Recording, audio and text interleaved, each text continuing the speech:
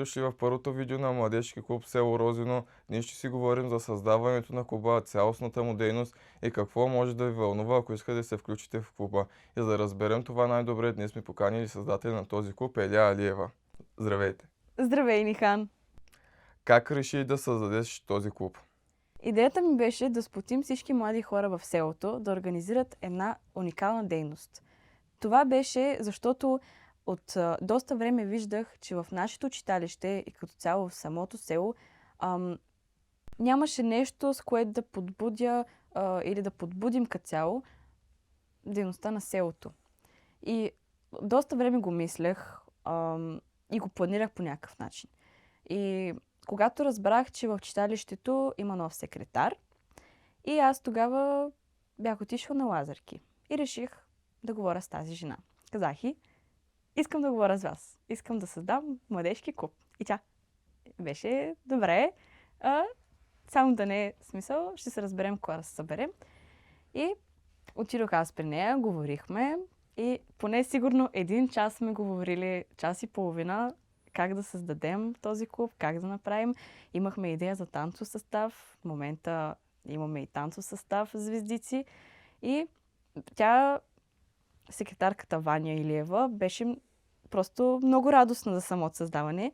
И аз веднага след като си тръгнах и започнах да се обаждам и направо събрах хората и определихме дата, кога да се съберем в читалището и тогава беше официалната дата. Да, втория ми въпрос ще да бъде в началото, когато клуба вече започна дейността си, като членове, колко хора бяха и като цяло, кои бяха първите ви дейности, които извършихте не само за клуба, но също така и за цялото село? Първоначално мисля, че имахме около 10 члена плюс-минус.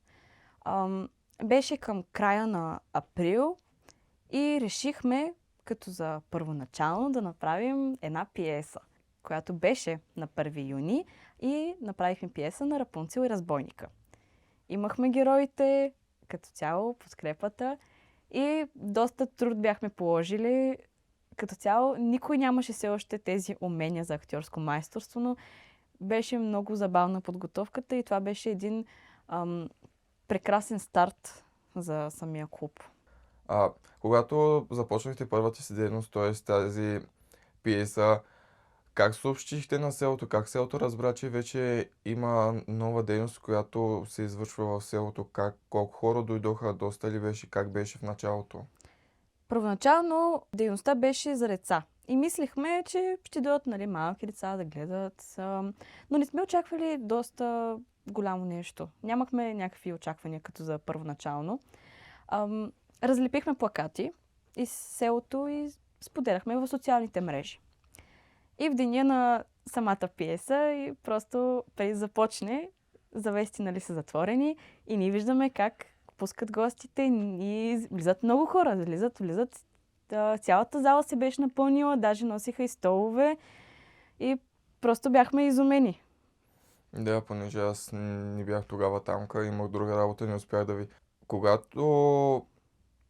Каква ви беше организацията за цялата работа, особено в началото, понеже те нито преди са участвали в такава дейност, нито са имали тези умения, за които говорихте, актьорските.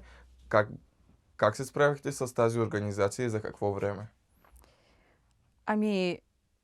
Принципно всички бяха мотивирани, защото за първи път се случва такова нещо. И се събрахме тогава в една стая и казахме, хайде да направим една пиеса като за старт. И те всички добре, така. Разпределихме ролите, нямаше някаква караница кой да бъде. Написахме сценария и започнахме да репетираме. Почти всеки ден репетирахме на сцената, песни, всичко правяхме и просто се случи. Първо представете кои бяха първите ви членове горе-долу, доколкото помните, и на каква възраст бяха, и за да си задам следващия въпрос. Първите членове, аз, след това беше Алкай Фейзула. Той в момента ми е като вице-секретар, защото той беше първият човек, на който се обадих. Просто нямах търпение. И след това бяха Билги, Хасрет, Бусе, Мелин, Толга и още. И бяха се хора от нашата група и горе-долу на нашата възраст, около 14-15 години. Понеже аз, доколкото помня, имахте един член, дори горе-долу с 3-4 години по-голям от вас. С него как се справихте, понеже ние с някои хора, нали, като сравним 12-13 годишните деца и 16-17 годишните деца, и са с същата мотивация за извършване на една и съща дейност, пиеса или нещо друго с него, как се справихте с Берат? Ами, справихме се нормално с Берат. Колкото и да беше голям, той се взимаше нещата отговорно. Имаше главна роля даже за пиесата и просто когато ни трябваше, той беше на помощ. Когато в началото сте били там, вашия приятелски кръг, а в момента той доста е разширен, понеже имате и членове, които примерно излизате всеки ден с тях, само че в тази клубна дейност те участват активно. Мислиш, че това е нещо, което трябваше да се случи още в началото или е нещо навременно? Ами, такива неща винаги се случат непланирано. Но винаги е хубаво, когато приятелския кръг се разширява, според мен. А, да се върнем отново на вашите дейности. Имали ли сте в началото, когато говоря в началото, нали там първите 3-4-5 месеца, имали ли сте участие извън селото или главно са били там? Не, нямахме участия и като цяло все още не сме имали от младежкия клуб, но планираме да имаме участия, като театралните ни пиеси и може би бихме искали да участваме в някои събития или проекти. Но като цяло сме извършвали всичко в село за сега, като пиесите и събития, празници. Нали, ние имаме и танцов състав. Може ли да обясниш защо танцовия състав не е свързан пряко с клуба, както и защо, дали това е нещо добро или не, да вървят за ръка? Танцовия състав и клуба принципно вървят за ръка. Но танцовия състав имаме ръководител, който е по-квалифициран с тези умения, за да ни обучава. И просто има участници в него, които може би не искат да са в младежкия или са Да. по-малки. Но тъй Понеже ние като... имаме и някакво възрастово ограничение. Но тъй като всички сме все пак самодейци, членове на читалището, всички сме ръка за ръка и сме едно. Да, и от тук да благодарим на госпожа Виктория Константинова, която винаги е била до нас и ни подкрепява в танцовата ни дейност. Обичаме ви, госпожо. В края на този разговор искам да ви задам последен въпрос. Как виждате клуба в близките поне една-две години?